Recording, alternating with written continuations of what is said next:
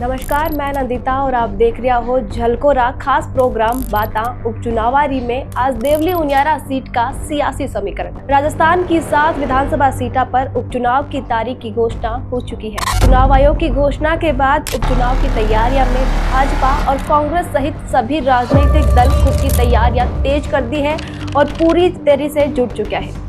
आज 7 सीटा का उपचुनाव में टोंक जिला की देवली उनियारा विधानसभा सीट पर सबकी नजर टिकी हुई है, क्योंकि यह सीट कांग्रेस महासचिव और राजस्थान का पूर्व डिप्टी सीएम सचिन पायलट के प्रभाव क्षेत्र वाली मानी जाती। बात इस सीट का इतिहास की हो या फिर उपचुनाव के इतिहास की, दोनों बीजेपी की चिंता बढ़ाने वाला है। इसलिए सब बड़ो सवाल वो है कि लगातार 2 विधानसभा चुनाव जीतने वाला हरीश मीणा के सांसद बनने के बाद खाली हुई इस सीट पर सचिन पायलट और हरीश मीणा की जोड़ी कई बार जीत की हैट्रिक पूरी कर पाई, या फिर डबल इंजन की सरकार वाली सत्ताधारी बीजेपी 11 साल बाद खुद की आपसी गुटबाजी और छुटकारों पार इस सीट ने खुद का खाता में ले जाए। तो दोनों ही पार्टियों के लिए इस सीट पर उम्मीदवारों को चयन अहम हुई, खासकर कांग्रेस के लिए, क्योंकि देवली उनियारा विधानसभा सीट पर होने वाला उपचुनाव सचिन पायलट की प्रतिष्ठा का चुनाव भी है। हालांकि सचिन पायलट इस सीट ने लेकर काफी आश्वासित है।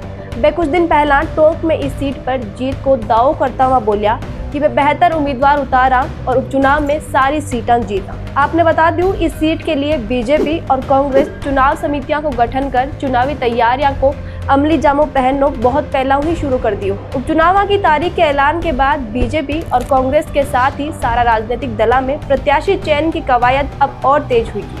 इस सीट पर कांग्रेस और बीजेपी दोनों ही संभावित उम्मीदवारों की लिस्ट बहुत लंबी है, क्योंकि अभी विधानसभा को 4 साल रो कार्यकाल बाकी है। इसलिए सभी दलों में लोग टिकट पाने के लिए जदोजहद कर रहा है। 18 तारीख को नामांकन की भी शुरुआत हुई है। पहला कांग्रेस का संभावित उम्मीदवारों की बात करा तो पूर्व सांसद नमो नारायण मीणा, पूर्व विधायक राम नारायण मीणा, प्रियंका गांधी का नजदीकी माना जाने वाला धीरज गुर्जर, जारो ससुराल दूनी में है, नरेश मीणा और बारे अलावा सांसद हरीश मीणा का बेटा हनुमंत मीणा और राम सिंह मीणा के नाम की भी चर्चा है। बैठे आज सब के बीच कांग्रेस नेता प्रहलाद गुंजल एक बयान दे नई चर्चा छेड़ दी।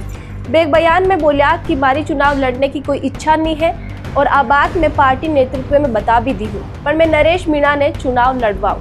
गौरतलब है कि कांग्रेस हमेशा इस सीट पर मीणा समुदाय का नेता ने ही टिकट देती रही है। इसलिए नरेश मीणा की उम्मीदवारी मजबूत नजर आ रही है, क्योंकि नरेश मीणा युवा नेता है और बारो कोटा के आसपास हाड़ौती क्षेत्र में काफी प्रभाव है। आपने बता दूं, नरेश मीणा 2023 का विधानसभा चुनाव में भी 12 जिला की छबड़ा विधानसभा सीटों कांग्रेस को टिकट मांग रिया है, पर बाने टिकट नहीं मिलो और वे निर्दलीय चुनाव लड़िया और तब बाने बिना कोई पार्टी सिंबल के भी छबड़ा सीट पर लगभग 45,000 वोट मिला। बटे नरेश मीणा के बागी होर चुनाव लड़ने कांग्रेस ने न केवल छबड़ा बल्कि मेरे आसपास की और भी सीटा पर नुकसान हुई। बात बीजेपी की करा तो बीजेपी के मायने भी संभावित उम्मीदवारों की लंबी लिस्ट ही, पर बीजेपी टिकट 2013-2018 तक इस सीट विधायक रिया राजेंद्र गुर्जर ने दी है। राजेंद्र गुर्जर 2018 में चुनाव हार गया है, इसलिए 2023 में पार्टी बारो टिकट काट दियो हो, तब काफी हंगामो भी हुई हो, पर मेरे बाद भी वे बागी नहीं हुआ और पार्टी के साथ रिया। तो मानो जा रही है कि इनाम के तौर पर अब की बार बाने वापस मौका दियो गयो। अब एक नजर इस सीट का जातिगत समीकरण पर डाला तो कुल मतदाता लगभग 3,02,721 है। बामू सबू ज्यादा एसटी यानी मीणा है, लगभग 63-65,000 के बीच। अनुसूचित जाति यानी एससी, बेरवा, रेगर, खटीक, कोली, हरिजन और अन्य जातियां 57-61,000। गुर्जर लगभग 54,000 और 57,000 के बीच है। माली लगभग 11,000 और 12,000 के बीच। ब्राह्मण लगभग 14,000 और 15,000 के बीच है। जाट लगभग 14,000 और 15,000 के बीच है। वैश्य महाजन लगभग 8,000, राजपूत लगभग 4,000 और मुस्लिम लगभग 14,000 वोट इस सीट पर खुद का देवे है। अन्य जातियों का वोट भी लगभग 55 और 58,000।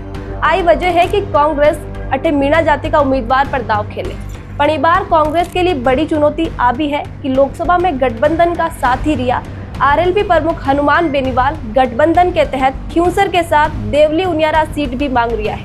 इतो ही नहीं, बीएपी भी 3 सीटा में कांग्रेस मांग रही है, जिनमें एक देवली उनियारा है। इसलिए कांग्रेस के लिए अब की बार को उपचुनाव टेढ़ी खीर बन रही है।